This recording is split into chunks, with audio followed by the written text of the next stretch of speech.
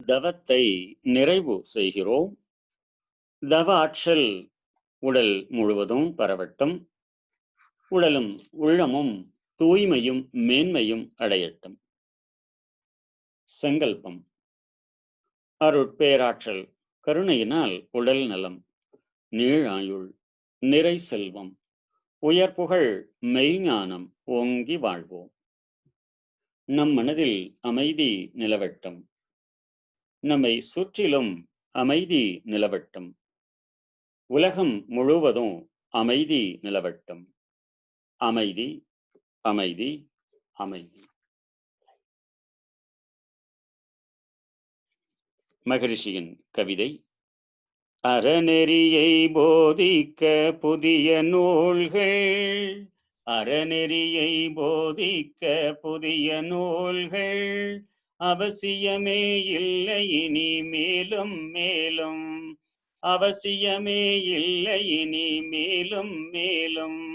அறநூல்கள் எத்தனையோ இந்நாள் மட்டும், அறநூல்கள் எத்தனையோ இந்நாள் மட்டும். அறிஞர் பலர் அளித்துள்ளார் அவையே போதும், அறிஞர் பலர் அளித்துள்ளார் அவையே போதும்.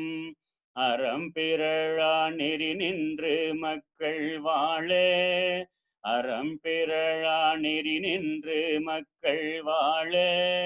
அவசியமாம் பொருட்களோடு கல்வி கேட்ட, அவசியமாம் பொருட்களோடு கல்வி கேட்ட. அறவோரே திட்டமிட்டு அமுல் செய்வீரே, அறவோரே திட்டமிட்டு அமுல் செய்வீரே. அதன் மூலம் மரம் வளரும் உலகம் உய்யும், அதன் மூலம் மரம் வளரும் உலகம் உய்யும், உலகம் உய்யும். அன்பானவர்களே, மகரிஷி அவர்கள் இந்த கவிதையை 1961 எழுதியிருக்கிறார்கள். உலகில் எத்தனையோ புதிய புதிய நூல்கள் எல்லாம் உருவாகிவிட்டன அறநெறிகளை போதிப்பதற்கு. இனி அது தேவையில்லை. மேலும் அறநூல்கள் எத்தனையோ இந்த நாள் வரைக்கும் பல அறிஞர்களும் அளித்திருக்கிறார்கள், அது போதும் அப்படிங்கிறாங்க. இப்ப நம்ம செய்ய வேண்டியது என்ன அப்படிங்கிறத மகரிஷி அடுத்து சொல்றாங்க. அறவழியில் நின்று அறம் பிறழா வண்ணம் மக்கள் வாழ வேண்டும். அதற்கு என்ன என்ன அவசியமான பொருட்கள் வேணும், அதற்குரிய கல்வி முறைகள் என்ன. அறிஞர் பெருமக்களே, அறவோர்களே, திட்டமிட்டு அதனை அமுல்படுத்துங்கள். அதன் மூலமாக அறம் உலகில் வளரும், விளைவாக உலகம் உய்வடையும் என்று இந்த கவியில் அறிவிக்கின்றார்கள். அந்த அடிப்படையில் நமக்கு புராணங்கள், இதிகாசங்கள் எல்லாம் என்ன என்ன நல்ல செய்திகளை எல்லாம் சொல்லி இருக்கிறது என்பது குறித்த விளக்கங்களை எல்லாம் பகவத்கீதை மிகவும் நாம் அறிந்த ஒரு நூல். அது மிகப்பெரிய விளக்கங்களை எல்லாம் தந்திருக்கிறது. அதனோடு வேதாத்திரியம் எப்படி இணைந்து செல்கிறது என்பது குறித்த விளக்கங்களை எல்லாம் பகவத்கீதையும் வேதாத்திரியமும் என்னும் தலைப்பில் உரை நிகழ்த்துவதற்காக நமது மதிப்பிற்கும் மரியாதைக்கும் உரிய பேராசிரியர் பழனிசாமி ஐயா அவர்கள் கோவையிலிருந்து இணைய இருக்கிறார்கள். ஐயா அவர்கள் கடந்த 28 ஆண்டுகளாக இந்த மனவளக்கலையில் தன்னை இணைத்துக் கொண்டு மிக அற்புதமாக தொண்டு செய்து கொண்டிருக்கிறார்கள். பல மேலை நாடுகளுக்கெல்லாம் ஐயா அவர்கள் சென்று வருகிறார்கள். பாரத ஸ்டேட் வங்கியில் 35 ஆண்டுகளாக பணியாற்றி ஓய்வு பெற்றவர்கள். பகவத்கீதை வேதாத்திரியமும், பைபிளும் வேதாத்திரியமும், ராமாயணம் வேதாத்திரியமும், திருக்குறளும் வேதாத்திரியமும் என்ற நூல்களை எல்லாம் எழுதியிருக்கிறார்கள். மனிதனின் மறுபக்கம், இப்படி இன்னும் நிறைய கிட்டத்தட்ட 9 நூல்கள் ஐயா அவர்கள் எழுதியிருக்கிறார்கள் என்பது குறிப்பிடத்தக்கது. இத்தகைய சிறப்புமிக்க ஐயா அவர்களை உங்களின் சார்பில் வணங்கி வரவேற்று இந்த விளக்கங்களை அளிக்க வேண்டுமாய் அன்போடு கேட்டுக்கொள்கிறோம். வாழ்க வளமுடன். வாழ்க வையகம், வாழ்க வையகம், வாழ்க வளமுடன். குரு வாழ்க, குருவே துணை. சிந்தனையை, உடல் நலத்தை சீரமைத்து உய்வித்த குருவே வாழ்க, வாழ்க வளமுடன். சான்றோர் பெருமக்களே, இன்றைய சிந்தனைக்கு வேதத்திரியமும் ஸ்ரீமத் பகவத்கீதையும் என்ற தலைப்பில் சிறிது நேரம் கருத்துக்களை பகிர்ந்துள்ளிருக்கின்றோம். வேதத்திரியம் ஒரு மகாசாகரம், கீதை ஒரு ஆத்மசாகரம். இந்த இரண்டு பெரும் தத்துவங்களை ஒரு 40 நிமிடங்களில் விளக்க முனைவது கங்கை வெள்ளத்தை சொம்புக்குள் அடைக்க முயல்வதை போன்றது. எனவே கீதையின் பயணத்தில் வேதாத்திரிய துணை கொண்டு சில அடிப்படை கருத்துக்களை உங்களது சிந்தனைக்கு வைக்கிறேன். எண்ணங்களை சீர்படுத்தும் நூல்கள் ராமாயணமும் மகாபாரதமும். இந்த இரண்டு இதிகாசங்களில் ஒன்றான மகாபாரதத்திலிருந்து எப்படி கீதை என்ற யோக சாஸ்திரம் வந்தது என்பதை நாம் முதலிலே விளங்கிக் கொள்ள வேண்டும். ஏனென்றால் இறைநிலையை கிருஷ்ணனாக உருவத்தில் காட்டிய வியாச பகவான் இந்த கிருஷ்ணனுக்கு மூலம் அரூபம் என்பதை அந்த இதிகாசத்தில் காட்ட முடியாது, விளக்கம் இயலாது. அதனால் மறைபொருள் ரகசியத்தை விளக்குவதற்காக தனி நூலாக கீதையை அருளியுள்ளார். சாதாரண மக்களுக்கு பாரதம் என்ற இதிகாசம், சிந்தையில் உயர்ந்தவர்களுக்கு இந்த இதிகாசத்தின் வழியாக ஒரு யோக சாஸ்திரம் ஸ்ரீமத் பகவத்கீதை. துன்பம் இல்லாமல் வாழ்வதற்கும் உடல் உயிர் மனம் சார்ந்த வாழ்க்கையில் பாதுகாப்பு, பராமரிப்பு, இனவிருத்தி என்ற இந்த செயல்கள் தடையில்லாமல் நிறைவாக நடப்பதற்கும் ஏற்ற வழி தெய்வ நீதியை மதித்து வாழ்வது. மனிதன் இப்படித்தான் வாழ வேண்டும் என்று வாக்குப்பட்ட நூல் இதிகாசம். இதிகாசம் என்ற சிறப்பு மிக்க சொல்லுக்குள் இலக்கியம், காப்பியம் என்ற இரண்டு கோட்பாடுகள் அடங்கியுள்ளன. இலக்கு, இயம், இலக்கியம். இலக்கு என்பது நோக்கம். இயம் என்றால் இயம்புதல், விளக்குதல் என்று பொருள். அதாவது மனிதன் ஒரு உயர்ந்த குறிக்கோளை மையமாக கொண்டு பரிணமித்தவன். சாமி சொல்லுவாங்க, எல்லாம் வல்லவனாகவும் எல்லாமே உள்ளவனாகவும் பரிணமித்தவன் மனிதன். எனவே இவனது வாழ்க்கையையும் வாழும் நோக்கத்தையும் அந்த நோக்கத்தின்படி வாழக்கூடிய வாழ்க்கை முறை என்ன என்றும் தெரிந்து கொள்வது ஞானம். பரமாத்மா என்ற இறையாற்றல் பின்னப்பட்டதே ஜீவாத்மா. இந்த ஜீவாத்மா எல்லா இயற்கை இன்பங்களையும் நிறைவாக துய்த்து அனைத்துக்கும் மேலாக தன் மூலமாகிய பரமாத்மாவோடு லயமாகி முக்தி பெற வேண்டும் என்ற உயர்ந்த நோக்கத்தை விளக்குவதே இலக்கு, இயம், இலக்கியம்.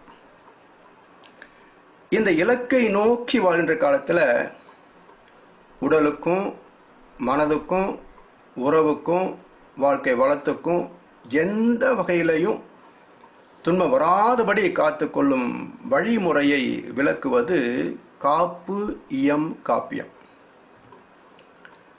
இதே போல வேதத்திரயத்தில் வாழ்க்கை தத்துவங்கள் 12 என்ற தலைப்பில் அருட்தந்தி அவர்கள் தேவைகள் 3, காப்புகள் 3, அறநெறிகள் 3, அறிவுநிலை படிகள் 3 என்று 12 கோட்பாடுகளை விளக்கியிருக்கிறார்கள். இவற்றிலே தேவையும் காப்பும் உடல் சார்ந்த நுண்ணுயிர் முதல் மனிதன் வரைக்கும் பொதுவானது.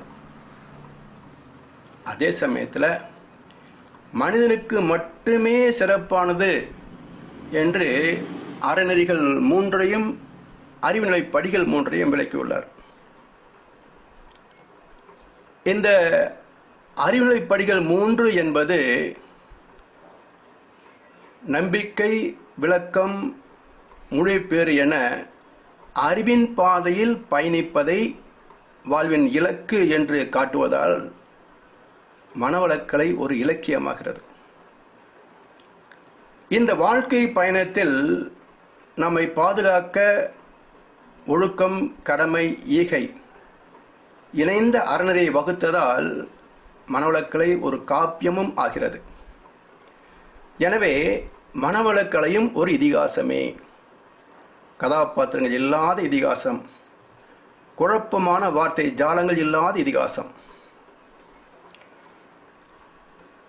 மகாபாரதத்தில் திருதராஷ்டிரன் என்ற கதாபாத்திரம் அறிவு குருடு. மனிதனுக்கு அறிவு குருடா போச்சுன்னு வச்சுக்கிங்களேன், ஆணவம் பிறக்கும். ஆணவம் இருக்கும் இடத்துல அறிவு வெளிப்படாது. அவர்களுக்கு சொல் புத்தியும் ஏறாது, சுய புத்தியும் இருக்காது. மகரிஷி சொன்னாங்க, அறிவு குருடானால் அங்கு ஆணவம் பிறக்கும். அது தான் தனது என்ற 2 வகையில் எழுச்சி பெறும். இந்த விசித்திர தம்பதிக்கு பிறக்கின்ற விபரீத குழந்தைகளே காமம், குரோதம், லோபம், மோகம், மதம், மாச்சரியம், பேராசை, சினம், கடம்பற்று, முறையற்ற பால் கவர்ச்சி, உயர்வு தாழ் மனப்பான்மை, வஞ்சம் என்ற 6 குணங்கள். இந்த 6 குழந்தைகள் செய்கின்ற அட்டகாசங்கள் பஞ்சமகா பாதகங்கள். பொய், சூது, கொலை, களவு, கற்பு நெறி. இந்த 5 பாவங்களும் மகாபாரதத்தில் அரங்கேறியுள்ளன. மகாபாரதத்தில் கதாபாத்திரம் மூலமாக வாழ்க்கைக்கு தேவையான பல தத்துவார்த்தங்களை விளக்கிய வியாச பகவான் இறைவனை தோற்றத்தால் விளக்கி காட்ட முடியாது என்ற கோட்பாட்டை ஒரு அற்புதமான காட்சி மூலம் விளக்கியுள்ளார். வனவாசம், அஞ்ஞானவாசம் என்று 2 வாசங்களை முடித்தார்கள் பாண்டவர்கள். ஆனாலும் கோட்பாட்டின்படி துரியோதனன் நாட்டை கொடுப்பதாக இல்லை. அதனால் நேரடியாக யுத்தத்தை தொடங்குவதா அல்லது தூது போய் சமாதானம் பேசி பார்க்கலாமா என்று பலராமன், கிருஷ்ண பரமாத்மா, பாண்டவர்கள் மற்றும் திரௌபதியை கூடி விவாதிக்கிறார்கள். கிருஷ்ண பரமாத்மா தர்மனிடத்திலே கேட்டார், என்ன தர்மா, யுத்தமா, சமாதானமா? வழக்கம் போல் சமாதானத்தை விரும்புவதாக தெரிவித்தான் தர்மன். பீமன் சொன்னான், கிருஷ்ணா, தெய்வமாகிய நீயே எங்களுக்கு பக்க பலமாக இருக்கிறாய். இதை கண்டு பயந்தாவது துரியோதனன் நாட்டை கொடுத்திருக்க வேண்டும்.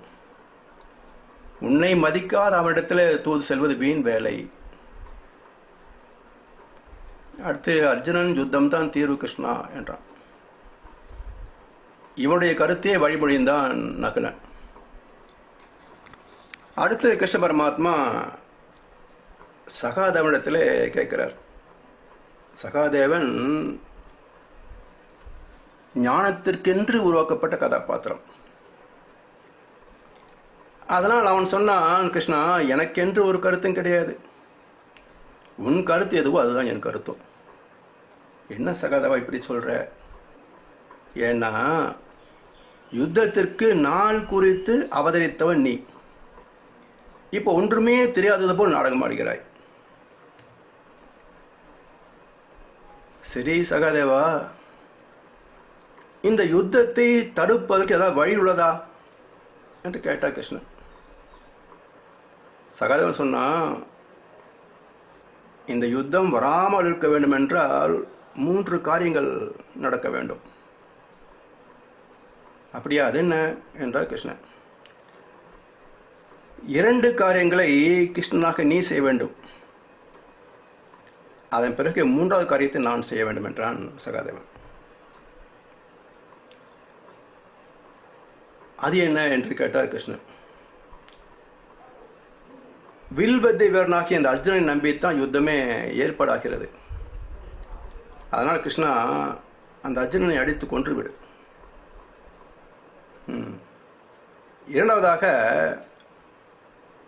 திரௌபதி துச்சாதனின் இரத்தத்தால் தான் கூந்தலை குளிப்பாட்டி முடிவேன் என்று சபதம் செய்து அதை நிறைவேற்றுவதற்கான வாய்ப்பை காத்திருக்கிறாள். அதனால் அவளது தலையை மொட்டையடித்து விடு என்றான். என்ன பொருள் என்றால், காமசுகம், சுவையுணர்வு, வாசனை உணர்வு, பார்வை உணர்வு, ஓசை உணர்வு என்ற 5 புலனின்பங்களுக்கு அடிமையான மனித மனம். இந்த புலன்களுக்கு ஓமையாக சொல்லப்படுவது இதிகாசங்களிலே இந்திரன் என்ற கதாபாத்திரம். இந்திரனின் மகன் அர்ஜுனன். எனவே அர்ஜுனனை கொல்லுவது என்றால் இந்த 5 புலன்களுக்கு அடிமையான மனதை கொள்வது என்று பொருள். இரண்டாவது, மனிதனின் தலை உச்சியில நான் என்ற அகங்காரம் உண்டு. அது வெளிப்படுகிற இடம் மூளை. எனவே ஆணவத்தை நீக்க வேண்டும் என்று குறிப்பிடுவதைத்தான் திரௌபதியின் கூந்தலை மொட்டையடிப்பது என்ற கருத்து. ஆனால் இந்த 2 பெரும் செயல்களையும் இறைவனின் கருணை இல்லாமல், கர்ம பலன் வலு இல்லாமல் எந்த மனிதனாலும் செய்ய முடியாது. எனவே தெய்வமே இவற்றை வதம் செய்தாக வேண்டும் என்று பாரதம் பகர்கிறது. இப்போ கிருஷ்ணன் சிரித்து கொண்டே, சரி சகாதேவா, நீ என்ன செய்ய போற என்று கேட்டார். அவன் சொன்னா, அது ஒண்ணுமில்லை, உன்னை விட்டு வைப்பதால் தான் இந்த கூத்தே நடக்கிறது. உன்னை பிடித்து கட்டி போட்டு விட்டால் எல்லா கூத்தும் நின்றுவிடும்.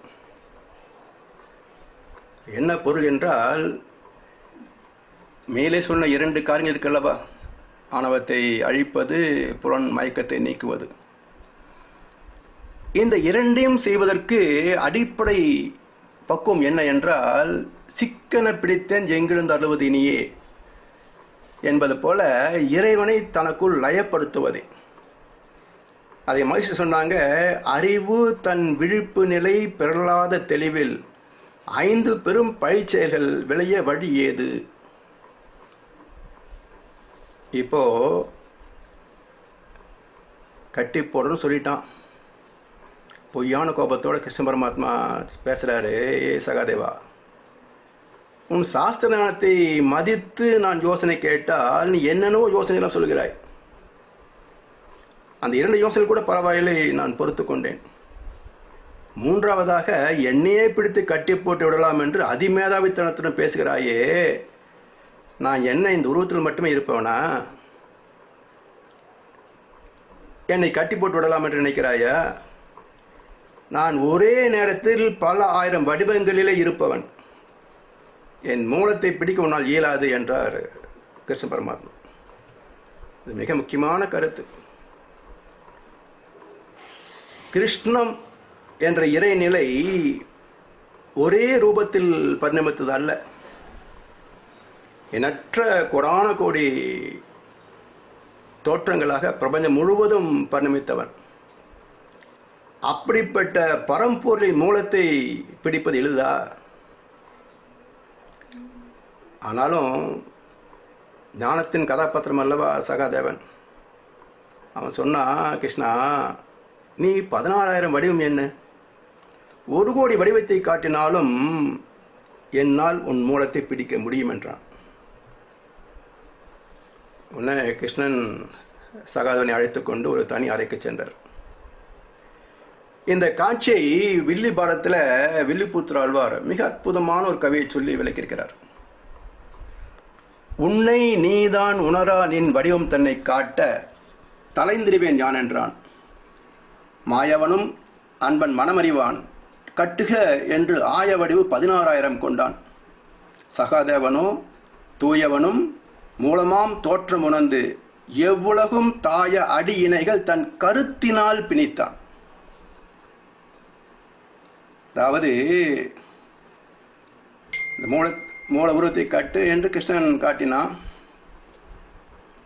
அப்போ சகாதேவன் சொல்றான், கிருஷ்ணன் என்ற இந்த உடல் தோற்றம் அல்ல நீ உடலால் உணர முடியாத வடிவம் உள்ளவன். எப்படி நிழலுக்கு கிளினால் வலிக்காதோ அதுபோல் கிருஷ்ணா, உனது மூலம் தெய்வம், அது அரூபம், அதுக்கு உணர்ச்சிகள் கிடையாது என்றான். அதுதான் கருத்து. இப்போ இந்த பாடலிலே சில வார்த்தைகளுக்கு மட்டும் நான் பொருள் சொல்லுகிறேன். தூயவனும் என்று கிருஷ்ண பரமாத்மாவை சகாதேவன் குறிப்பிடுகின்றான். இந்த வார்த்தை என்ன சொல்ல பொருள் என்றால், தூயவன் என்றால் தெய்வம் என்பது பரிசுத்தமானது, பரமசிவம், பரமபிதா, பரிசுத்த ஆவி, அல்லாஹ், சுத்த வெளி என்று பொருள். அடுத்த முக்கியமான வார்த்தை மூலமாம் தோற்றம். அதாவது மூலம் ஆகிய தோற்றங்கள். அதாவது இந்த மூலப்பொருளாகிய சுத்தவெளியே கோடிக்கணக்கான சூரியன்கள், கிரகங்கள், ஜீவராசிகள், மனிதர்கள் என எண்ணற்ற தோற்றங்களாகின. அது எப்படி பற்றுவது என்ற குறிப்பை கடைசி வாக்கியத்தை சொல்றாரு வில்லிபுத்தூர் ஆழ்வார். எவ்வுலகும் தாய அடி இணைகள் தன் கருத்தினால் பிணித்தான். இந்த பிரபஞ்சம் முழுவதும் நிறைந்துள்ள இறைநிலையின் வரலாற்றை உணர்ந்து கிருஷ்ண பரம்பொருளை தன் மனதால் கருத்தால் சிக்கன பிடித்தான் சகாதேவன் என்று பொருள். அப்படி பிடித்த பிறகு அவன் ஒரு வேண்டுதலை வைத்தான். கிருஷ்ணா, இந்த பிறவி முடிகின்ற வரைக்கும் ஆணவத்திடம் சிக்காமல் என்னை காக்க வேண்டும் என்று பணிந்து நின்றான். இதற்கு மேல பாரதத்தில் இறைவனை விளக்குவதற்கு வார்த்தைகள் இல்லை. தெய்வநிலை அரூபம் என்ற ஒரு கருத்தைத்தான் ஒரு நிகழ்ச்சியின் மூலமாக கொடுக்க முடிந்ததை தவிர அந்த அரூபமாகிய தெய்வத்தை விளக்க சாத்தியம் இல்லை என்பதனால் வேதங்களை கொடுத்த வியாச பகவான் வேதத்தின் சாரத்தை மக்களுக்கு புரிகின்ற இதிகாசமாக ஒரு மகாபாரதத்தை தந்தபோது இந்த பாரதம் விளக்க முடியாத உயிரின் ரகசியத்தையும் ஆத்ம ரகசியத்தையும் தனியே பிரித்தார். அதுதான் ஸ்ரீமத் பகவத்கீதை. எனவே பகவத்கீதை என்பது கிருஷ்ணனுக்கும் அர்ஜுனனுக்கும் நடந்த உரையாடல். அதாவது அறிவுக்கும் மனதுக்கும் நடந்த உரையாடல், தெய்வத்துக்கும் மனிதனுக்கும் நடந்த உரையாடல். எனவே இங்கு விவாதிக்கப்படுகின்ற விளக்கப்படுகின்ற விஷயங்கள் அனைத்தும் உயர்ந்த இயற்கை ரகசியங்களை பற்றியவை, ஆத்ம ரகசியத்தை பற்றியவை. இந்த யோக சாஸ்திரம் பிறக்கின்ற இடமே குருச்சேத்திரம். குரு என்றால் அறிவு, சேத்திரம் என்றால் இயக்க களம். என குருச்சேத்திரம் என்றால் அறிவின் இயக்க களம். இந்த பிரபஞ்சம் முழுவதும் அறிவின் இயக்க களமே. அதனால் மனிதனுக்குள்ளும் ஒரு குருச்சேத்திரம் உண்டு. இந்த இயக்க களத்தில் நமக்குள் இருக்கின்ற குருச்சேத்திரத்தில் ஜீவாத்மா என்ற அந்த ஆத்ம ரகசியத்தில் பல தலைமுறைகளாக செய்த தீதும் நன்றும் கலந்தே நிற்கின்றன. ஒவ்வொரு சனமும் மனித வாழ்வில் இந்த ஆத்மாவிலிருந்து எழுகின்ற தீய நல்ல எண்ணங்களுக்கு இடையே நடக்கின்ற யுத்தமே குருச்சேத்திரம். இப்போ காட்சியில யுத்தம் நிகழ இருக்கிறது. ஒரு பக்கத்தில் பாண்டவர்கள் அணிவகுத்து நிற்கிறாங்க. கிருஷ்ண பரமாத்மா முன்னால் நின்று குருவாக அறிவாக அவர்களை வழிநடத்துகிறார். இவரது சொல்படி நடக்கின்ற பாண்டவர்கள் இவர்களுக்கு துணையாக 7 அக்ரோனி சேனைகள். எதிர்பக்கத்தில் கௌரவர்கள், ஆணவத்தின் பிரதிநிதியாக துரியோதனன், அவனுக்கு துணையாக 99 தம்பிமார்களும் 11 அக்ரோனி சேனைகளும் நிற்கின்றன. இப்போ இந்த யுத்த களம் ஏன் இப்படி அமைக்கப்பட்டது என்பது ஒரு ஆராய்ச்சிக்குரிய விஷயம். பஞ்ச பாண்டவர்கள் என்பது 5 புலன்கள். 7 அக்ரோனி சேனை என்பது நாம் வாழ்க்கையில் அனுபவிக்கக்கூடிய 7 சம்பத்துக்கள். அதாவது மனித வாழ்க்கை என்பது அறிவின் துணை கொண்டு 5 புலன்களை பயன்படுத்தி 7 சம்பத்துக்களை நிறைவாக அனுபவித்து இன்புற்றிருப்பதே. இதற்கு தடையாக இருக்கிறது எது என்றால் ஆணவம். மனித இனத்தின் மிக அற்புதமான வாழ்க்கைக்கு தடையாக நிற்பது ஆணவம். ஆணவத்தின் பிரதிநிதியாக நம்மை எதிர்த்து நிற்கின்ற துரியோதனன், அவனுக்கு துணையாக 11 அக்ரோனி சேனைகள் என்பது 6 தீய குணங்களும் 5 பாவச் செயல்களும். பகவத்கீதை என்பது என்ற ஞான நூல். 2 சேனைகளுக்கு இடையில் கிருஷ்ண பரமாத்மா அர்ஜுனனுக்கு போதனை செய்ததாக சொல்லப்பட்டிருந்தாலும் இங்கு சொல்லப்பட்ட இயற்கை ரகசியங்களையும் மகாபாரதத்தில் சொல்லப்பட்ட பல கதாபாத்திரங்களின் வாழ்க்கை அனுபவங்களையும் சிந்தித்து பார்த்தோம் என்றால் என்றைக்கும் மாண்ட வாழ்க்கையை படம் பிடித்து காட்டிக் கொண்டிருப்பது மகாபாரதம் என்பது புலனாகும். புலனடக்கமும் பக்தியும் தியாகமும் தபசும் தொண்டு புரிதலும் இல்லாத கீழ் மக்களுக்கு கீதா சாஸ்திரம் புரியாது, உதவாது. கீதையை நம்ப வேண்டும், அது விளக்கப்பட்ட தத்துவங்களை தெளிவாக புரிந்து கொள்ள வேண்டும், வாழ்க்கையில் பின்பற்ற வேண்டும் என்ற அக்கறை வேண்டும். இவை இல்லையெனில் சாஸ்திரம் பயனாகாது. புலனடக்கம் இல்லாதவர்கள், பக்தி இல்லாதவர்கள், சுயநலவாதிகள், தவம் செய்யாதவர்கள், மற்றவருக்கு நன்மை செய்யாதவர்கள் மற்றும் தர்ம சிந்தனை இல்லாதவர்களுக்கு இதிகாசங்களின் உட்பொருள் புரிவதில்லை. அதனால் பக்தி பரவிய அளவுக்கு ஒழுக்கம் பரவவில்லை. கீதை என்ற ஞான மார்க்கத்தின் திறவுகோல் தவம். தவத்துக்கு அடிப்படை தியானம். தியான என்றால் உணர்ச்சிகள் அடக்கம் பெற்ற எண்ணம் அற்ற நிலை. இந்த எண்ணமற்ற நிலையில் மூலாதாரம் முதற்கொண்டு சகசாதாரம் வரையுள்ள 7 உயிர் மையங்களை ஒவ்வொன்றாக மனம் கடந்து தவி தவி உயர்வது தவம். இந்த மனதை சமனில் வைத்து கொண்டால் துன்பத்தையும் துயரத்தையும் தவிர்த்து ஒரு இனிமையான வாழ்க்கையை காத்துக்கொள்ள முடியும். ஆனால் சராசரி நம்மை போன்ற மனிதர்களின் ஒரு பிரதிநிதி தானே அர்ஜுனன். மனதை மையமாக வைத்து இயங்குகின்ற இயற்கையின் பிரதிநிதி தானே அர்ஜுனன். இந்த மனித மனம் எப்போதும் கிளைக்கு கிளை தாவுகின்ற குரங்கு போல் ஆசை விட்டு ஆசைக்கு தாவிக்கொண்டும் ஏதாவது பிரச்சனை பிடித்து தொங்கிக் கொண்டும் இருக்கும். அதனால் அர்ஜுனனின் தேர்கொடியில் இருக்கின்ற சின்னம் குரங்கு. அதை கணேச அழகா சொல்லுவார், மனம் ஒரு குரங்கு, மனித மனம் ஒரு குரங்கு. அதை தாவவிட்டால், தப்பி ஓடவிட்டால் நம்மை பாவத்தில் ஏற்றிவிடும், அது பாசத்தில் தள்ளிவிடும். எனவே இந்த சேனைகளுக்கு இடையில் தேரை நிறுத்து என்று அர்ஜுனன் கிருஷ்ண பரமாத்மாவிடம் சொன்னான். அவன் சொன்னது தேரை கொண்டு போய் மத்தியில் நிறுத்து என்று தான் சொன்னான். ஆனால் அந்த கள்ள கிருஷ்ணன் என்ன பண்ணினார்னா, அந்த தேரை லாவகமாக செலுத்தி கொண்டு போய் பீஷ்மாச்சாரியாருக்கும் துரோணாச்சாரியாருக்கும் முன்னால் நிறுத்தி, அர்ஜுனா, உன் அம்பால் சாவதற்கு தயாராக வந்திருக்கின்ற இவர்களை பார் என்றான். இப்போ இதுவரைக்கும் யுத்த வெறியோடு வந்த அர்ஜுனன் தன் தாத்தா ஆச்சாரியார் என்ற பாசங்கள் வருகின்ற போது அவன் அந்த யுத்தம் செய்வன் என்ற வைரகத்திலிருந்து சறுக்கி விடுகின்றான். யாருடன் நாம் உறவாடி இன்பங்களையும் துன்பங்களை பகிர்ந்து கொள்கின்றோமோ அந்த உறவுகளை இப்பொழுது நமக்கு எதிராக நிற்கின்றன. இவர்களை கொன்று நாம் ஜெயிப்பதால் நாம் பெறுவது பாவம் மட்டுமே என்றான் அர்ஜுனன். உண்மையிலேயே கிட்டத்தட்ட 2 லட்சம் பேர் கலந்து கொண்ட குருச்சேத்திர யுத்தம் முடிந்த போது மிச்சமானது 10 பேர் தான்.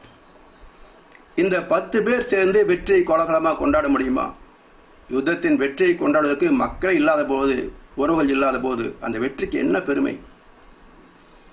எனவே இவர்களை கொன்று பெறுகின்ற வெற்றி என்பது இரத்தச்சோருக்கு சமம் என்று சொல்கின்றான் அர்ஜுனன். இப்படி நீண்ட நேரம் புலம்பி தீர்த்துவிட்டு கடைசியில் நான் யுத்தம் செய்ய மாட்டேன் என்று காண்டிபத்தை கீழே வைத்துவிட்டு தேர்தட்டில் அமர்ந்தான். இதுவரைக்கும் கிருஷ்ண பரமாத்மா வாயே திறக்கலை. அர்ஜுனன் பேசிக்கிட்டே இருக்கிறான், இவர் பாட்டுக்கு அமைதியாக கேட்டுகிட்டே இருக்கிறார். இந்த காட்சி என்ன வாழ்வியலை நமக்கு போதிக்கிறது என்றால், ஒன்று, நமக்கு என்ன பிரச்சனை என்பதை தெளிவாக குறிப்பிட்டு சொன்னால்தான் நமக்கு ஒருத்தர் தீர்வு சொல்ல முடியும். இங்கே அர்ஜுனன் அவனுக்குள்ள பிரச்சனை என்னன்னா, பீஷ்மரும் துரோணாச்சாரியாருடைய மதிப்பு தான். மற்றவங்களுக்குள்ள பற்றி உங்களுக்கு அக்கறை கிடையாது. அதை சொல்லாமல் யுத்தமே தவறு என்று பல வகைகளில் நீதிகளை பேசுகிறான். அதனால தான் கிருஷ்ண பரமாத்மா என்ன பண்ணுறாரு, இந்த அர்ஜுனுக்குள் இருக்கின்ற அந்த உண்மை வெளியே வரணும், அது வரைக்கும் பேசாமல் மௌனமாக இருப்போம், என்ன சொல்ல வராமல் பார்ப்போம் என்று அமைதியாக இருக்கிறார். கடைசியில்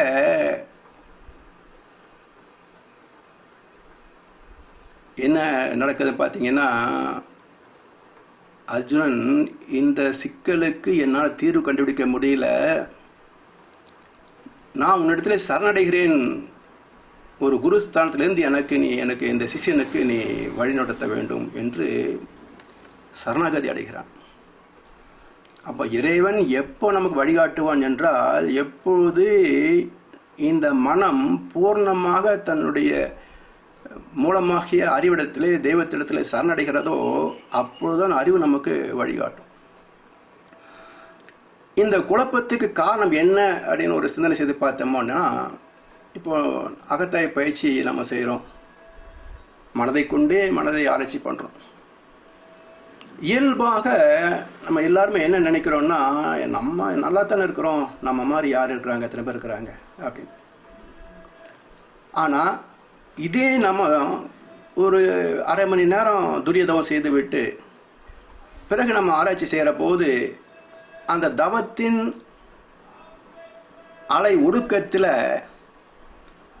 இன்னொரு பரிணாமம் எழுகிறது. அது என்னன்னா நீதிஸ்தானம். ஸோ அந்த நீதிஸ்தானத்தில் மனம் இந்த நீதிபதி ஸ்தானத்தில் தன் குறை நிறைகளை தீர்க்கமாக ஆலோசிக்கிறது. ஏற்கனவே செய்த தவறுகளை அங்கீகரித்து கொண்டு அவற்றை ஆய்வு செய்து சீர்தூக்கி பார்க்கிறது. இதுக்கு மாறாக தவத்தால் பக்குவம் அடையாத மனசு அது நம்முடைய குறைகளை திருத்த இயலாமல் போய்விடும் என்ற அச்சம் ஒரு காரணம். ஆசையை திறந்து விட்டால் உலக வாழ்வில் பல இன்பங்களையும் மேன்மைகள் இழந்து விடுவோமோ என்ற பயத்தின் காரணம். எனவே அகத்தாய்வு செய்யவே தயங்குகிறது இந்த மனசு. இந்த மனதின் ஸ்திரத்தன்மை இல்லாத நிலையையே அர்ஜுனனின் பேச்சு எடுத்து காட்டுகிறது. மனிதனின் பற்று ஆசையாகவும் பயமாக மாறுகிறது. அதனால் பந்தம், பாசம், பற்று, ஆசை இவைகளை எதிர்ப்பதற்கு மனம் தயங்குகிறது. அந்த தயக்கம்தான் இப்போ அர்ஜுனை வாட்டுகிறது. இயல்பாக அவன் சத்திரியன், அதுக்கும் மேலாக மகாரதன்.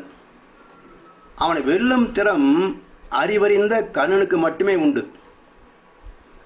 இவ்வளவு திறமையும் ஆற்றம் இருந்தும் அவன் யுத்தத்தை தவிர்ப்பதுதான் புத்திசாலித்தனம், புண்ணியம், யுத்தம் செய்வது பாவம் என்றெல்லாம் யார்கிட்ட சொல்கிறாங்க பாருங்க. தர்மத்தின் தலைவனுக்கே தர்மத்தை போதிக்கிறான். இது எப்படி இருக்குன்னா, நம்முடைய மனசு பல சமயங்களில் மனசாட்சிக்கு புத்தி சொல்லும். நீ சொல்லலாம் பின்பற்றினா சரியாக இருக்காது, வாழ்க்கைகளை நம்ம ஜெயிக்க முடியாது என்று மனம் அந்த மனசாட்சியை அடக்கி மேலே தன்னுடைய தேவைகளை, ஆசைகளை நிறைவு செய்ய முயற்சி எடுக்கும். இப்படிப்பட்ட மனதின் இயல்பை புரிந்து அதன் இயக்கத்தை சீர்படுத்தினால் அல்லாது மனிதன் சரியானதை செய்யவும் முடியாது, தவறானதை விளக்கவும் முடியாது. லௌகிக வாழ்க்கையை சார்ந்த அனுபவங்களிலிருந்தும் சொந்த பந்தங்களிலிருந்தும் விலக விரும்பாமல் இவற்றை சார்ந்து வாழ்வதே தர்மம் என்று மனம் தன் தரப்புக்கு நியாயத்தை பேசும். மனிதனின் மனமாகிய அருகுண பதிவுகளை எதிர்க்க முடியாமல் தடுமாறுவதுதான் அர்ஜுன விஷாத யோகம். இந்த குழப்பத்திற்கு தீர்வாக உதித்த ஞான நூல்தான் ஸ்ரீமத் பகவத்கீதை. தவமுறை தியானங்களை கற்று பரமாத்மாவே ஜீவாத்மாவாக பரிணமித்த வரலாற்றை உணர்ந்து தெய்வநிதியை பின்பற்றாததால் விளைந்த தீய கர்மவினை பதிவுகளின் தாக்கத்தால் மனிதர் அடைகின்ற இடர்களையும் அதனால் வரும் பந்தங்களையும் குழப்பங்களையும் விளக்குவது கீதையின் முதல் அத்தியாயம். இரண்டாவது அத்தியாயம் சாங்கிய யோகம். உயிரோடு மனம் ஒன்றி லயித்த நிலையை விளக்குவது சாங்கிய யோகம். தக்க குருவின் மூலமாக சரணடைந்து மனதை ஒருமுகப்படுத்தும் தியானத்தை கற்றுக்கொள்ளும் திருப்பு முனை சாங்கிய யோகம். அடுத்து தேவ நீதியோடு இணைந்து கடமையாற்றுவது கர்மயோகம். தன்முனைப்பு, 6 குணம், பஞ்சமகா பாவம், தயவின்றி பிறருடைய சுதந்திரம் பறித்தல், வன்முறைகள், ஏழ்மை, பிறர் பொருள் கவர்தல், வாழ்வினிலே பெண் இனத்தை வருந்தவிடல் என்ற கண்ம வினை நிகழாமல் காக்கும் வாழ்க்கை முறை கர்மயோகம். நமது செயல்களுக்கு விளைவாக பலன்களை ஈஸ்வர பிரசாதமாக மதித்து ஏற்பது ஞான கர்ம சந்நியாசி யோகம். 4வது, விருந்து தந்தாய் அனுபவிக்கிறேன், பட்டினி போட்டு விட்டாய் சகித்துக் கொள்கிறேன் என்று யதார்த்தத்தை ஏற்கின்ற மனப்பக்குவம் ஞான கர்ம சந்நியாசி யோகம். உலக வாழ்க்கை வசதிகளை இச்சிக்காத பக்குவம் ஞான சந்நியாசி யோகம். 5வது, அதாவது பொருள், புகழ், செல்வாக்கு, புலனின்பம் 4லே புகுந்து அழுந்தி மனித மனம் புண்ணாய் வருந்துவோர் இருள் நீங்கி இன்பம் வரும் வழி சந்நியாசம். இடராது பரம்பொருளை பற்றி கொள்ள முயல்வது தியான யோகம். இந்த தியான யோகத்தில் அர்ஜுனன் கேட்குறான், கிருஷ்ணா, எப்பொழுதும் ஒரு இன்பமான வாழ்க்கை வாழ வேண்டும், அதற்கு உன்னோடு இணைந்திருப்பதே, இந்த பரம்பொருளோடு இணைந்திருப்பதற்கான வழியை சொல் என்று கேட்கிறான். கிருஷ்ணன் சொல்கிறாரு, அர்ஜுனா, நீ பரமாத்மாவான என்னை அறிய வேண்டும் என்றால் முதலில் உனக்குள் இருக்கும் ஜீவாத்மாவை அறிய வேண்டும். அதற்கு அமைதியான இடத்திலே அமர்ந்து புருவ மத்தியிலே மனதை வைத்து என்னையை நோக்கி தவம் செய்வாயாக. சரி, நான் செய்கிறேன்றான். அது உன்னால் முடியாது. ஏன் முடியாது? அதற்கு ஏற்கனவே தேர்ச்சி பெற்ற ஒரு குருவின் மூலம் தீட்சை பெற வேண்டும் என்று தியான யோகத்தினுடைய சிறப்பை சொல்கிறாங்க. இந்த தியானத்தின் மூலம் உயிருக்கு உட்பொருளான பிரம்மத்தோடு இணைவது ஞான விஞ்ஞான யோகம். துரியாதீத நிலையில் மனம் பிரபஞ்சத்தோடு இணைந்த நிலை.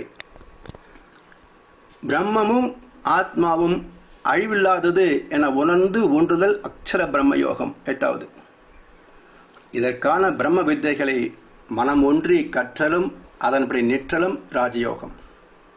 9வது அத்தியாயம். பிரபஞ்சம் முழுவதும் வியாபித்துள்ள பிரம்மமே எண்ணற்ற தோற்றங்களாக பரிணமித்த வரலாற்றை உணர்ந்து அவற்றோடு ஒன்றுதல் விபூதி யோகம். 10வது, மனம் அறிவோடு இணைந்து பிரபஞ்சத்தை அகக்காட்சியாக காணுதல் விஸ்வரூப தரிசன யோகம், சக்திகள தவம். இது 11வது. இந்த அனுபவத்தால் பெற்ற நம்பிக்கையின் துணை கொண்டு தன் குணங்களை திருத்திக் கொள்ள எடுக்கும் முயற்சி, அது பக்தி யோகம். சாமி சொல்லுவாங்க, கடவுளோடு ஆணவம், கண்மம், மாயை என்ற மும்மலங்கள் கலந்ததால் மனிதன் தெய்வீகத்தை இழந்தான். இந்த மும்மலங்களை நீக்கிவிட்ட மனிதனே நடமாடும் தெய்வமாகிறான். மலம் என்பது நீக்கப்பட வேண்டியது. அது உடலில் தங்கினால் நோய்களை உருவாக்கும், ஆத்மாவில் தங்கினால் பிரச்சனைகளை உருவாக்கும். இதை உணர்ந்து இதன் மூலம் இயக்கங்கள் அனைத்துக்கும் சூத்திரதாரியான பரமாத்மாவை அறிவது சேத்திரஜ்ஞ விபாக யோகம். 13வது. சேத்திரம் என்றால் இயக்க களம், பிரபஞ்சம். சேத்திரஜன் என்பது இந்த பிரபஞ்சத்தை இயக்குகின்ற தெய்வமாகிய அறிவு. இந்த அறிவும் ஆற்றும் இணைந்த களம் பேரிக்க மண்டலம். அடுத்து நிர்குணமான இறைவனே சத்வ, ரஜோ, தாமசம் என்ற முக்குணங்களாக பரிணமித்ததை உணர்ந்து குணமற்ற குணாதீத நிலையை பெற முயல்வது குணத்ரய விபாக யோகம். அதாவது அருகுண சிரமிப்புக்கான அகத்தாய் பயிற்சிகளை மேற்கொள்வது. இது 14வது அத்தியாயம். அடுத்து நிர்குணத்திற்கு மூலம் அறிவே என உணர்ந்து அறிவோடு லயித்த நிலை புருஷார்த்தம யோகம். புருஷ என்றால் அறிவு. ரஜோகுணத்தோடு தமோகுணம் கலந்ததால் தெய்வீக பண்பிலிருந்து தரமிழந்த மனிதன் அசுரனானான். இதை உணர்ந்து தெளிந்த நிலை தெய்வாசுர சம்பத் விபாக யோகம் 16வது அத்தியாயம். மனிதன் பாதி மிருகம் பாதி கலந்து செய்த கலவை நான், உள்ளே கடவுள் வெளியே மிருகம், விளங்க முடியாத கவிதை நான் என்று உணர்வது 16வது அத்தியாயம். இந்த உலகாயுத பந்தங்களில் இருந்து விலகி மெய்ப்பொருளை பற்றி கொள்ள தேவையானது பகீரத பிரயத்தனம். மேம்போக்கான ஆன்மீக பயிற்சியிலெல்லாம் நம்மை புறம்போட்டு விடாது. அதற்கென்று ஸ்திரமான ஆழமான பயிற்சிகளை மேற்கொண்டால்தான் அதை அடைய முடியும் என்று விளக்குவது ஸ்ரத்தார்த்தய விபாக யோகம். ஸ்ரத்தை என்றால் அக்கறை. அடுத்து தெய்வத்தோடு இணைவதே பேரின்பம் என்று விரும்புகின்ற எண்ணம் இருக்கே, இது மனம் சார்ந்த ஆசை. மனம் உள்ளவரை அறிவை பற்ற முடியாது. மனிதனாக தனித்திருக்கின்ற வரைக்கும் தெய்வத்தை பற்ற முடியாது என்று உணர்ந்து ஈசனோடு ஆயினும் ஆசை அறிமின்கள் என்று தெளிந்து இந்த தெய்வீக ஆசையையும் துறந்த மனமற்ற நிலையே மோட்ச சந்நியாச யோகம் 18வது அத்தியாயம். பழுத்த நிலை வரும் வரையில் நீ நான் என்றோம், பதமடைந்தோம் ஒன்றானோம் பரமானந்தம்.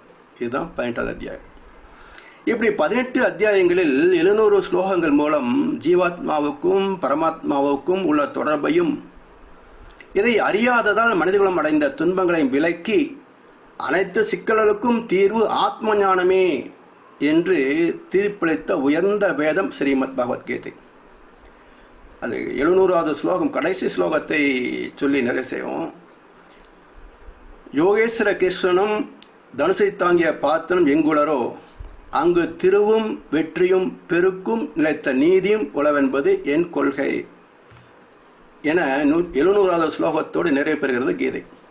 அதாவது தெய்வம் என்ற அறிவோடு மனம் இணைந்து ராமன் இருக்கும் இடமே சீதைக்கு அயோத்தி என்று அணுவளவும் இறைவனை விட்டு விலகாத மனிதனின் வாழ்வில் 16 செல்வங்களும் நிறைந்திருக்கும், தர்மம் செழிக்கும் என்று பொருள்.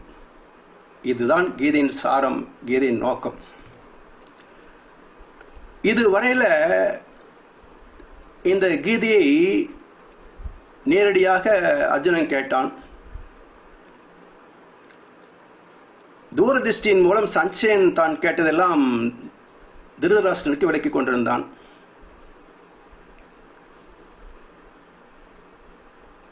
இப்போ 3 பேர் கீதை கேட்டிருக்கிறாங்க. நேரடியாக அர்ஜுனன் கேட்டான், தூரதிஷ்டி மூலமாக சஞ்சயன் கேட்டான், சஞ்சயன் அதை விளக்கி சொன்னதை திருதராஷ்டிரன் கேட்டான். இந்த 3 பேர்களில் யாருக்கு ஞானம் வந்தது என்று ஒரு ஆராய்ச்சி தேவை. சஞ்சயன் தெளிவாக சொல்லிட்டார், கேட்ட தத்துவங்களை முடிந்தளவு நினைவு வைத்திருக்கிறேன். சரி, திருதராஷ்டிரன் இந்த தத்துவத்தையெல்லாம் விளங்கி கொண்ட பிறகு என்ன புரிந்திருக்க வேண்டும்? யுத்தத்தில் வெற்றி பாண்டவர் பக்கம்தான், நம் சந்ததி அழியப் போகிறது. அப்போ இதை தெரிந்து கொண்ட திருதராஷ்டிரன் தக்க நடவடிக்கை எடுத்துக்கலாம் அல்லவா? ஏன் முடியவில்லை என்றால், சோம்பல், அறியாமை, மமத்தை, அகங்காரம் போன்ற எல்லா தாமச குணங்களும் அவங்ககிட்ட இருந்தது. தாமச குணம் உள்ளவனுக்கு தத்துவத்தை போதித்தால் நம்ப மாட்டான். அவன் அதர்மத்தையே தர்மம் என்று சாதிப்பான். அதன் விளைவு வம்சமே அழிந்தது. சரி, இப்போ இதுவரைக்கும் நம் கீதையின் தத்துவத்தை கேட்டோம். இப்போ நமக்கு என்ன தோன்றுகிறது? அப்படி ஒன்றும் கஷ்டமான விஷயம் இல்லைங்க, நம்ம நடைமுறை வாழ்க்கையில் முயன்று பார்க்கலாம் அப்படின்னு தோணுது அல்லவா? இப்போ 1 வாரம் கழித்த பிறகு இதே நினைவு இருக்குமா? கொஞ்சம் மறந்து போகலாம். சில நாட்களுக்கு பிறகு மீண்டும் நாம் பழைய வழியிலேயே போய்விடவும் நேரலாம். ஏன்னா இதே போல தான் தத்துவங்களை கேட்டுவிட்டு அர்ஜுன் என்ன செஞ்சான் அப்படின்னு பார்த்தீங்கன்னா, 9 நாள் பெருவாரியான கௌரவ படைகளை அழித்தான். 10ஆம் நாள் பீஷ்மரை அம்பு படுக்கையிலே சாய்த்தான். பீஷ்மருக்கு பிறகு துரோணாச்சாரியார் தளபதி ஆகிறாரு. அப்போ தான் கர்ணன் யுத்த களத்தில் பிரவேசிக்கிறான். கிருஷ்ண பரமாத்மா கண்ணனுக்கு நேர் எதிராக ஒரு 3 அடி தூரத்தில் கொண்டு போய் தேரை நிறுத்தினார். அர்ஜுனன் முதலாக நேருக்கு நேராக கண்ணனை சந்திக்கிறான். காண்டீபம் நழுவிவிட்டது. கிருஷ்ணர் கேட்டார், என்ன அர்ஜுனா, இன்றைக்கே கண்ணனை கொண்டு விடுகிறேன் என்று தேரை செலுத்தச் சொன்னாய், காண்டிபத்தை விட்டு விட்டாயே. அர்ஜுனன் சொன்னா, என்ன செய்வேன் கிருஷ்ணா, கண்ணனின் முகத்தை பார்த்தால் என் அண்ணன் தர்மனை பார்ப்பது போல் இருக்கிறதுன்னு. கிருஷ்ணனுக்கு தெரியாத, ஒரு வேளை கண்ணனுக்கு அண்ணனோ என்னவோ அப்படின்னு தேரை திருப்பி பாசறைக்க விட்டுட்டார். இப்போ என்ன காட்சி நமக்கு போதிக்கிறது இங்கே அப்படின்னு பார்த்தீங்கன்னா, மனிதனுடைய மனம் என்னதான் பக்குவப்பட்டது போல் தன்னை பாவனை செய்து கொண்டாலும் சந்தர்ப்ப சூழ்நிலைகள் தாக்குகின்ற போது தடுமாற்றத்தால் சிக்கலில் சிக்கிக்கொள்கிறது. சரி, ஒரு தடவை மறுபடியும் என்ன பண்ணினா அப்படின்னா, அவனுடைய மகன் அபிமன்யு இறந்தவுடனேயே மறுநாள் அஸ்தமனத்திற்குள் ஜெயத்ரதை கொள்வேன், இல்லையெனில் நான் தீயில் விழுந்து மாள்வேன் என்ன. ஏற்கனவே எது எது நடக்கிறதோ எல்லாம் விதிப்படி நடக்கிறது, நாம் வெறும் கருவிதான், கர்த்தா அல்ல என்பது தான் கீதையின் சாரம். அப்போ கீதையை கேட்டவன் அதை மறந்து விட்டானே, 2வது தடையும் போனான். ஆனால் ஒரு உண்மையை பாருங்க, கர்ணனுக்கு கீதை போதிக்கப்படவில்லை. ஆனால் அர்ஜுனன் தன் சொந்த தம்பி என்பது யுத்தத்திற்கு முன்பே அவனுக்கு தெரியும். ஆனால் அவன் தன் கடமையிலிருந்து பின்வாங்கினானா? எந்த மயக்கத்திலிருந்து மனம் நீங்க வேண்டும் என்று 700 ஸ்லோகங்கள் அர்ஜுனுக்கு போதிக்கப்பட்டதோ அந்த பாசத்திலிருந்து அர்ஜுனா விலக முடியவில்லை. ஆனால் அந்த மயக்கத்தில் சிக்கிக்கொள்ளாமல் ஸ்திரமாக நின்று வென்று காட்டியவன் கர்ணன். ஏன் என்றால் அவன் பிறப்பே சூரிய பகவானுடைய அம்சமாக இருப்பதனால, அறிவின் தன்மை இருப்பதனால அறிவுக்கு எந்த விதமான பற்றும் இல்லை. அதனால் அவன் தெளிவாக தன்னுடைய கடமையை செய்தான். எனவே அர்ஜுனை விட கீதை காட்டிய பாதையிலே வாழ்ந்து காட்டியவன் கர்ணன். இப்படி ஒவ்வொரு மனிதனும் வாழ்ந்து காட்ட வேண்டும் என்ற கருத்தை இன்றைய காலகட்டத்திலே வெளிப்படுத்தியதுதான் வேதத்திரியம். வேத வியாசர் என்ன உணர்ந்தாரோ வேதத்திரி மகரிஷியும் அதே உணர்ந்திருக்கிறார். 2 பேரும் சொன்ன கருத்துக்கள் வேறு வேறு அல்ல, ஒரே வாழ்க்கை நெறிதான். வேதத்திரத்தில் போதிக்கப்பட்ட முறை தெளிவானது. அறிவின் சிறப்பை கொண்டு வாழ்க்கையில் அனைத்தும் பெறக்கூடிய வகையில் விஞ்ஞானபூர்வமாகவும் அறிவுபூர்வமாகவும் ஆதாரபூர்வமாகவும் இயற்கை தத்துவங்களை, இறை சத்தியத்தை, வாழ்க்கை நெறிகளை நமக்கு வகுத்து கொடுத்திருக்கிறார் பகவான் வேதத்திரி மகரிஷி. இந்த வகையிலே நாம் இந்த கருத்துக்களை மேலும் மேலும் சிந்தனைக்கு எடுத்துக்கொண்டு மகரிஷி அவர்கள் அருளிருக்கின்ற வாழ்க்கை நெறிகளை மேற்கொண்டு மகரிஷி சொன்னது போல ஒவ்வொருவரும் ஒரு வேதத்திரி மகரிஷியாக மாற வேண்டும் என்ற நினைவோடு மன நிறைவோடு இந்த சிந்தனையை நிறைவு செய்கின்றோம். வாழ்க வையகம், வாழ்க வையகம், வாழ்க வளமுடன். வாழ்க வளமுடன். பகவத்கீதையும் வேதாத்திரியமும் என்னும் தலைப்பில் மிக அற்புதமாக ஐயா அவர்கள் பல்வேறு விளக்கங்களை அளித்தார்கள். ஐயா அவர்களுக்கு நாம் நமது மனமார்ந்த நன்றிகளை தெரிவித்து, தொடர்ந்து ஐயா அவர்கள் கேள்வி பதில் நிகழ்ச்சியில் பங்கேற்க இருக்கிறார்கள். அதற்கு முன்பாக ஒரு சில அறிவிப்புகள். அன்பானவர்களே, மகரிஷியின் அரிய வீடியோக்கள், தவங்கள், அன்பொழி மாத இதழ்கள், பேராசிரியர்கள் விவரங்கள் இவைகளை பார்க்கவும் கேட்கவும் கூகுள் பிளே ஸ்டோருக்குள் சென்று anboli.in என்னும் அப்ளிகேஷனை டவுன்லோட் செய்து பயன்பெறலாம். அன்பானவர்களே, மேலும் இந்த இக்கட்டான சூழ்நிலையில் குரு காணிக்கைகள் செலுத்த விரும்பும் அன்பர்கள் அன்பொழி ஆப் vedhathiri.edu.in என்னும் இணையதளம் வழியாக குரு காணிக்கைகள் செலுத்தி மகிழலாம். இந்த குரு காணிக்கைகளை UPI, internet banking, debit card, credit card, international payments போன்ற அனைத்து வழிகளிலுமே வழங்கலாம் என அன்போடு கேட்டுக்கொள்கிறோம். இது உலக சமுதாய சேவா சங்கத்தின் பல்வேறு பயன்பாட்டுகளுக்காக பயன்படுத்தப்படுகிறது.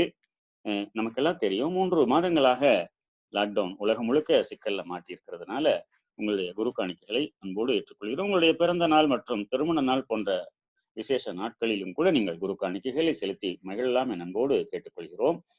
அன்பானவர்களே, காயகல்ப யோகா .edu.in என்னும் இணையதளத்தில் காயகல்ப பயிற்சி கற்றுக்கொள்ளலாம். இந்த பயிற்சியை கூகுள் பிளே ஸ்டோரில் உள்ள அப்ளிகேஷன் மூலமாகவும் கற்றுக்கொள்ளலாம். மேலும் இதை உங்களுடைய அன்பு நண்பர்களுக்கும் தெரிவிக்க வேண்டுமா கேட்டுக்கொண்டு, நேற்றைக்கு நிறைய அன்பர்கள் நிறைய நன்கொடை வழங்கி மகிழ்ந்திருக்கிறார்கள், குரு காணிக்கை தந்திருக்கிறார்கள். அவர்களெல்லாம் நாம் இப்பொழுது வாழ்த்தி மகிழலாம். மனோஜ் ராஜா அவர்கள், நவீன் ஆனந்த் அவர்கள், செல்வம் அவர்கள், பாலா அவர்கள், லோகேதன் மொழி அவர்கள், ராஜேஸ்வரி ராமதாஸ் அவர்கள், ருக்விக் சரண் அவர்கள், பாலா அவர்கள், வி லக்ஷ்மி அவர்கள், அத்தனை பேருக்கும் உலக சமுதாய சேவா சங்கம் மனமார்ந்த நன்றிகளையும் வாழ்த்துக்களையும் தெரிவித்து மகிழ்கிறது. இந்த அன்பு உள்ளங்களும் அவருடைய அன்பு குடும்பங்களும் எல்லா வகையிலும் மகிழ்ச்சியாய் நிறைவாய் வாழ ஆழியாரிலிருந்து குரு நினைவிலிருந்து வாழ்த்தி மகிழ்கிறோம். வாழ்க வளமுடன், வாழ்க வளமுடன். அன்பானவர்களே, தொடர்ந்து இப்பொழுது கேள்வி பதில் நிகழ்ச்சி. முதல் அழைப்பாளர் மல்லிகா அவர்கள், உங்களுடைய கேள்வியை கேட்கலாங்க. வாழ்க வளமுடன் ஐயா. ஒரு நிமிஷம் இணைப்பில் இருங்கம்மா, கேட்கலாம். வாழ்க வளமுடன். மல்லிகா, மேடவாக்கம் மன்றம், சென்னையில இருந்து பேசுறேங்க. நானு சொல்லுங்கம்மா. பகவத்கீதையும் வேதாத்திரியம் ரொம்ப சிறப்பா இருந்ததுங்க. இன்றைய காலகட்டத்துல இந்த பகவத்கீதை அப்படின்றதுதான் வேதாத்திரியம் மூலமாக மலர்ந்திருக்குது அப்படின்றது வந்து ரொம்ப அற்புதமா அதை கம்பேர் பண்ணி அழகா சொன்னீங்க. ரொம்ப சிறப்பா இருந்தது. என்னுடைய கேள்வி என்ன அப்படின்னீங்கன்னா, இப்ப வந்து ஜீவாத்மா பரமாத்மாவோடு இணைய வேண்டுமா, இல்லைன்னா பரமாத்மா ஜீவாத்மாவோடு இணைய வேண்டுமா? ரொம்ப அருமையான கேள்வி. பரமாத்மா தான் ஜீவாத்மாவோட இணையணும். அது சாமிஜி என்ன சொல்றாங்கன்னா, நரன் என்ற சிற்றில்லை நான் கடந்த போது நான் நீயாய் கூடுதலறம் நல்லியக்கம் அறிந்தேன், கரம் குவித்தே நீயே நான் இரண்டும் ஒன்றே என்று கண்டுவிட்டேன் நீ நானாய் விளங்கும் பேரறிவில். அது ஒரு கவி சொல்றாங்களா, என் மனதை விரித்து இணைத்துக் கொண்டாய் உன் உள்ளே, கண்மை வினைகள் எல்லாம் கழிகின்றன உணர்கின்றேன், உன்னை அறிந்து ஒய்ய உலகருக்கு தொண்டு செய்வேன் என்று 2 கவியில குறிப்பிடுறார். அப்போ ஓஷோ சொல்லுவாரு, it's a quantum leap, it comes on its own accord அப்படிம்பார். அதாவது ஒரு மனிதன் தவம் செய்யக்கூடிய நிலை என்பது துரியம் வரைக்கும் மட்டும்தான். அந்த துரிய நிலையில 8 அலைச்சுழலில் மனம் ஸ்திரமாக லயமானால் அந்த பிரபஞ்ச பரமாத்மா சக்தி இருக்கே, அது தானே அதை ஈர்த்து 7 முதல் 1 வரைக்கும் கொண்டு போயிடும். சோ நாம விரும்பி சக்திகளத்துக்கோ சிவலத்துக்கு போக முடியாது, அது பாவனை தான். நம்முடைய மனம் ஒடுங்கி விட்டால் அந்த பரம்பொருளே தானாக நம்ம ஈர்த்து வசப்படுத்திக் கொள்ளும். அதான் சாமி சொல்ற, என் மனதை ஈர்த்து இணைத்துக் கொண்ட உன்னுள்ளே என்றார். ஆனா பரமாத்மா தான் ஜீவாத்மாவோட லிங்க் ஆகும். ஜீவாத்மா செய்தது என்னன்னா, தன்னுடைய பந்த பாசங்கள் எல்லாம் விட்டுட்டு உன்னை சரணடைந்தேன் அப்படின்னு பூர்ண சரணாகதி அடைந்து விட்டால் இறைவன் நம்மை எடுத்துக்கொள்வோம். வாழ்க வளமுடன். வாழ்க வளமுடன். விஜயலட்சுமி அம்மா கேட்கலாங்க. அன்மியூட் ஆகல. ஸ்ரீனிவாசன் கேட்கலாங்க. வாழ்க வளமுடன். திருவண்ணாமலையில ஸ்ரீனிவாசன் பேசுறேங்கய்யா. சொல்லுங்கய்யா. ஐயா, மிக அற்புதமான விளக்கம் சொன்னீங்க, நல்லா இருந்தது. நன்றி. ஒரு சின்ன கிளாரிபிகேஷன் மட்டும் சொல்லுங்கய்யா. பஞ்ச பாண்டவர்கள் அப்படின்றது நம்மளுடைய புலன்கள்னு சொன்னீங்க. அப்போ கௌரவர்கள் 100 பேருன்றாங்களே, அது எதோட ஒப்பிடுறதுங்கய்யா? அதாவது துரியோதனன் ஆணவத்தின் பிரதிநிதி. அந்த ஆணவம் வந்து விட்டால் அதுக்கு 100கணக்கான ஆசைகள் வெளிப்படும். அதை உணர்த்துவதுதான் அவருடைய 99 தம்பிமார்கள். இந்த ஆணவமும் ஆணவத்திலிருந்து எழுகின்ற ஆசைகளுக்கும் விளைவு என்ன அப்படின்னா, 6 தீய குணங்களும் 5 பாவ செயல்களும். அந்த 6, 5, 11 தான் அவருக்கு துணையாக இருக்கக்கூடிய 11 அக்ரோனி சேனைகள். இதுதான் மனித வாழ்க்கைக்கு எதிராக இருக்கக்கூடிய விஷயம். இதுல ஜெயிக்கிறது தான் குருட்சேத்திர யுத்தத்துல வெற்றி பெற வேண்டும் என்கின்ற கோட்பாடு. சரிங்களா? ஹலோ ஐயா, அவங்க இணைப்பில் இருந்து போயிருவாங்க ஐயா. கேலக்ஸின்னு யாரோ இருக்கிறீங்கம்மா. ஹலோ, இணைப்புல வரல. ஜெயக்குமாரி அன்மியூட் ஆக மாட்டேங்குது. கேளுங்கம்மா.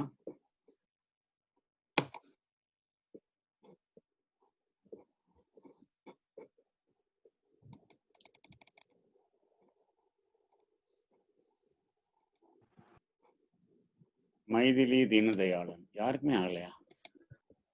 ஐயோ. வாழ்க வளம் கேளுங்க. வாழ்க வளமுடன் ஐயா. மைத்திலி பேசுறேங்க ஐயா. ஜெயக்குமார் அம்மா லைன்ல இருங்க, வெயிட் பண்ணுங்க. நீங்க வாழ்க வளமுடன். சொல்லுங்கம்மா. வாழ்க வளமுடன் ஐயா. ஐயா, அப்ப குருஷேத்திரத்துக்கு நம்ம துரிய பண்றது, தவம் பண்றது, அதான் குருஷேத்திரம் இல்லையா? குருன்றது தவத்துல மட்டும் இல்லம்மா, ஆ, நம்முடைய வாழ்க்கையில எப்பவுமே மனம் சார்ந்த எண்ணங்கள், அறிவு சார்ந்த எண்ணம் ரெண்டு இருக்கும். ஆ, அந்த அறிவு சார்ந்தது எப்பவுமே தர்மத்தை போதிக்கும். மனம் மனம் மனம் அதனுடைய ஆசபாசத்துக்கு தகுந்த மாதிரி எண்ணங்களை வெளிப்படுத்தும். அப்போ ஓகே. எப்பவுமே பாத்தீங்கன்னா ஒன்று செய்யும்னு சொல்லும், ஒன்று செய்ய வேணாம்னு சொல்லும். இந்த ஆமாங்க. ரெண்டுக்கு இடையில நமக்கு எப்ப ஸ்ட்ரகிள் இருந்துட்டே இருக்கும். இதுதான் ஆ, குருச்சேத்திரம். அப்ப ஓகே. நான் பழக்கத்திற்கும் ஓகே. விளக்கத்திற்கும் இடையே நடக்கும் இடையே போறேன். குருச்சேத்திரம். ஓகே. இதுல பழக்கத்தை வென்று விளக்கத்திற்கு வாழ்ந்தால் குருச்சேத்திரத்தை வெற்றி பெற்றதாக அர்த்தம். நன்றிங்க ஐயா. நன்றிம்மா. வாழ்க வளமுடன். ஜெயக்குமாரி பேசலாங்க. வாழ்க வளமுடன்ங்கய்யா. வாழ்க வளமுடன். ஐயா நல்லா இருந்ததுங்க. பகவத்கீதையோட வேதாத்திரத்தை ஒப்பிட்டு வாய்ஸ் கட் ஆயிடுச்சா? பத்தி அம்மா கேட்டுட்டாங்கய்யா. நன்றிங்க ஆ. ஐயா. வாய்ஸ் பிரேக் ஆகுதுமா. கட் ஆயிட்டாங்கம்மா. பியா சுப்பிரமணியன் ஐயா கேட்கலாங்க. வாழ்க வளமுடன். சேலத்துல இருந்து பிஆர்எஸ் பேசுறேங்க. வாழ்க வளமுடன். சொல்லுங்கய்யா. தாமச குணத்துக்காரங்களுக்கு என்ன சொன்னாலும் விளங்காது, ஏறாதுன்னு சொன்னீங்க. ஆமாங்கய்யா. அவங்க எப்படிதான் முன்னேற்றம் அடையிறது? அது சாத்தியம் இல்லைங்கய்யா. ஏன்னா ஏன்னா நம்ம பிறக்கும் போதே சஞ்சித் கர்மா பிராத கர்மான்னு சேர்த்தான் வருது இல்லைங்கய்யா. சோ பிறக்கும் போது சஞ்சித் கர்மா, 3 வயசுல செய்யறது பிராத கர்மா. இந்த 2 கர்மாக்களை மையப்படுத்தி தான் நம்முடைய எண்ணங்களே வந்துட்டு இருக்கும். அப்போ ஒரு மனிதனுடைய மனசுல தாமசமே வருது அப்படின்னா அவனுடைய கூறு கர்ம பலன் ரொம்ப மோசமா இருக்குன்னு அர்த்தம். அதுக்கு தகுந்த துன்பங்களை சந்திச்சு அந்த கர்ம பலன்லாம் நீங்கின பிறகுதான் அவன் அடுத்த கட்டத்துக்கு ரஜோ குணத்துக்கு வர முடியும். அந்த ரஜோ குணத்துல இன்னும் கொஞ்சம் மேன்மை அடைகிற போது சத்துவத்துக்கு வர முடியும். ஆனா தமோ குணம் உள்ளவங்க ஆன்மீகத்துல வரமாட்டாங்க. அது கீதை அழகா சொன்னாங்க. அவங்க அதர்மத்தையே தர்மம் என்று சாதிப்பவர்கள் கீதையிலே சொல்லுதுங்க. நன்றி ஐயா. நன்றி ஐயா. அடுத்த அழைப்பாளர் இணைப்புல இருக்காங்க. நிவேதிகா, உங்க கேள்வி கேட்கலாங்க. ஐயா வாழ்க வளமுடன் ஐயா. வாழ்க வளமுடன். ஐயா உங்களுடைய இன்றைய சிந்தனை மிக சிறப்பாக இருந்ததுங்க. நன்றிம்மா. ஐயா எனக்கு ஒரு சின்ன ஒரு கேள்விங்க. தவம் தியானத்துக்கு உள்ள விளக்கி சொல்லுங்க. அதாவது தியானம் அப்படின்றது, தியான் அப்படின்னா எண்ணங்கள், தியான் அப்படின்னா எண்ணம் அற்ற நிலை. அப்ப சம்ஸ்கிருதத்துல எண்ணம் அற்ற நிலைக்கு தியானம் என்று பொருள். அந்த எண்ணம் அற்ற நிலையில நம் உடலில சக்கரங்கள் இருக்கு பாருங்க, 7 மையங்கள். மூலாதாரத்துல இருந்து ஒவ்வொரு மையமாக தவளை மாதிரி தவ்வி தவ்வி உயர்வது தவம். அப்ப தவத்துக்கு அடிப்படை தியானம். எண்ணமற்ற நிலையில் செய்தாதான் தவம்னு பேரு. எண்ணம் இருந்தானா தவமாகாது. வாழ்க வளமுடன். வேலாயுதம் ஐயா கேட்கலாங்க.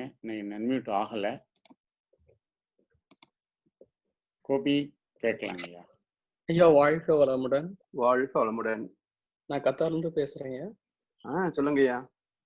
ஐயா இப்போ நார்த் இந்தியாலாம் பட் அதர்லாம் கிருஷ்ண பகவான் அவங்க தான் சொல்லுவாங்க. அவங்களதான் கடவுளை வழிபடுவாங்க. அவங்க ஃபுல் சரணாகதி அணிஞ்சிருவாங்க. சரி, எல்லாம் சரணாகதி.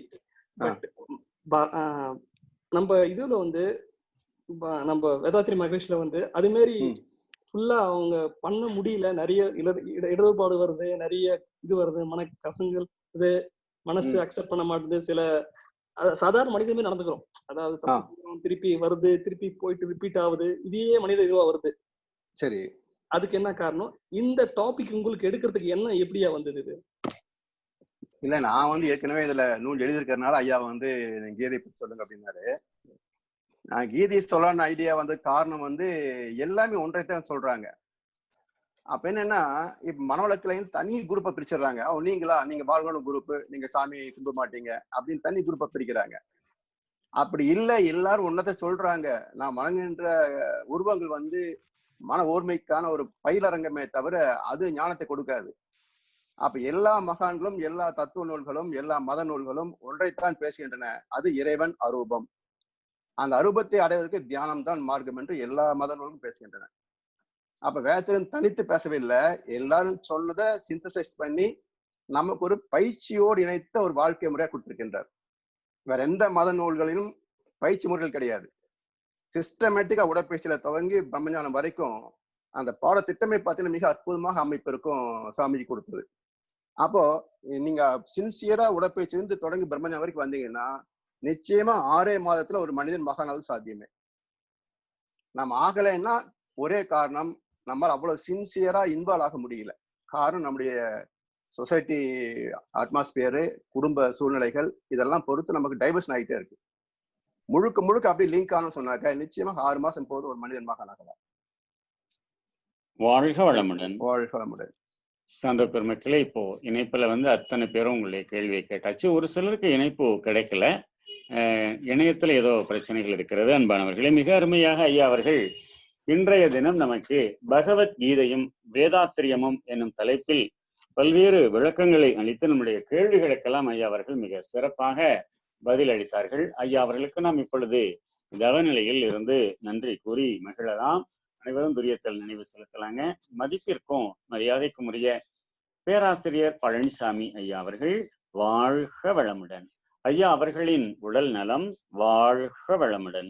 ஐயா அவர்களின் அன்பு குடும்பம் வாழ்க வளமுடன். ஐயா அவர்களின் அனைத்து பணிகளும் சிறப்பாக நடைபெற வாழ்க வளமுடன். சான்ற பெருமக்களே, இந்த இணைப்பில் இணைந்த உங்கள் அனைவருக்கும் உலக சமுதாய சேவா சங்கத்தின் மூலம் மனமார்ந்த நன்றிகளை தெரிவித்து மகிழ்கிறோம். இந்த சிறப்பான ஏற்பாட்டிற்கு அனுமதி அளித்த மதிப்பிற்கும் மரியாதைக்கும் உரிய உலக சமுதாய சேவா சங்க தலைவர் அருள்நிதி பத்மஸ்ரீ SKM மயிலானந்தன் ஐயா அவர்களுக்கும் மனமார்ந்த நன்றிகளை தெரிவித்து மகிழ்கிறோம். மேலும் இந்த சிறப்பான நிகழ்வுகளையால் நமக்கு காலை 6 மணியிலிருந்து இரவு 9 மணி வரை இயக்கி கொண்டிருக்கக்கூடிய உலக சமுதாய சேவா சங்கத்தினுடைய தொழில்நுட்ப பிரிவு இயக்குனர் மதிப்பிற்குரிய பேராசிரியர் கிரீஷ் முரளீஸ்வர் ஐயா அவர்களுக்கும் மனமார்ந்த நன்றிகள். மேலும் டெக்னிக்கல் சப்போர்ட் செய்து தரக்கூடிய பெங்களூர் சாஃப்ட்வேர் இன்ஜினியர் விஜய் ஐயா அவர்களுக்கும் மனமார்ந்த நன்றிகள். மேலும் இந்த நிகழ்வுகளை எல்லாம் நமக்கு யூடியூப் சேனல், அதாவது sky yoga TV YouTube channel மற்றும் Vethathiriyam for world peace Facebook அந்த பக்கத்திலும் பதிவேற்றம் செய்வதற்கு உதவி செய்யக்கூடிய ஆழியார் அறிவித்திருக்களுடைய WCSC IT department technical team அத்தனை பேருக்கும் மனமார்ந்த நன்றிகளை தெரிவித்து மகிழ்கிறோம். அதே போல அன்பானவர்களை, மீண்டும் உங்களுடைய நினைவிற்காக அன்பர்கள் குரு காணிக்கை செலுத்தி மகிழலாம். அன்பொழி ஆப் வேதாத்ரி.edu என்னும் இணையதளம் வழியாக குரு காணிக்கைகளை செலுத்தி மகிழலாம். உங்களுடைய பிறந்த நாள், திருமண நாள் போன்ற நாட்களிலும் நீங்கள் குரு காணிக்கைகளை செலுத்தி மகிழலாம் என அன்போடு கேட்டுக்கொள்கிறோம். UPI, internet banking, debit card, credit card, international payments போன்ற அனைத்து வழிகளிலும் இதை நீங்கள் அளிக்கலாம் என தெரிவித்துக் கொண்டு இனி நாளைய நிகழ்வுகள் பற்றிய அறிவிப்புகள். காலை 6 மணிக்கு உடற்பயிற்சி, 7 மணிக்கு 9 மைய தவம், 7:30 மணிக்கு ஆங்கிலத்தில் தவம். நாளை காலை 11 மணிக்கு நமது இயக்குனர் WCSC IT டிபார்ட்மெண்ட் இயக்குனர் பேராசிரியர் முரளி கிரேஷ் ஈஸ்வர் ஐயா அவர்கள் எண்ணத்திற்கு அப்பால் ஏதுமுண்டோ என்னும் தலைப்பில் உரை நிகழ்த்த இருக்கிறார்கள். அதனைத் தொடர்ந்து ஐயம் தழுதல் நிகழ்ச்சி 6 மணிக்கு துரியாதீதம், 7:30 மணிக்கு ஆங்கிலத்தில் தவம், 8 மணிக்கு ஆங்கிலத்தில் பேராசிரியர் உரை. இந்த எல்லா நிகழ்வுகளிலுமே நீங்கள் பங்கெடுத்துக் கொண்டு மேலும் உங்களுடைய நண்பர்கள் உறவினர்களுக்கெல்லாம் இந்த செய்தியை சொல்ல வேண்டுமாய் அன்போடு கேட்டுக்கொண்டு உங்களிடமிருந்து விடைபெறுவது உங்கள் அன்பிற்கினிய பேராசிரியர் சக்திகுமார் வேல் ஆழியாரிலிருந்து. உள்ளங்களில் வேதாத்திரியம் வளர, உள்ளங்கையில் வேதாத்திரியம் மலர. நன்றி. வாழ்க வளமுடன். வாழ்க வளமுடன். வாழ்க வளமுடன். நன்றி. நன்றிம்மா. வாழ்க வளமுடன்.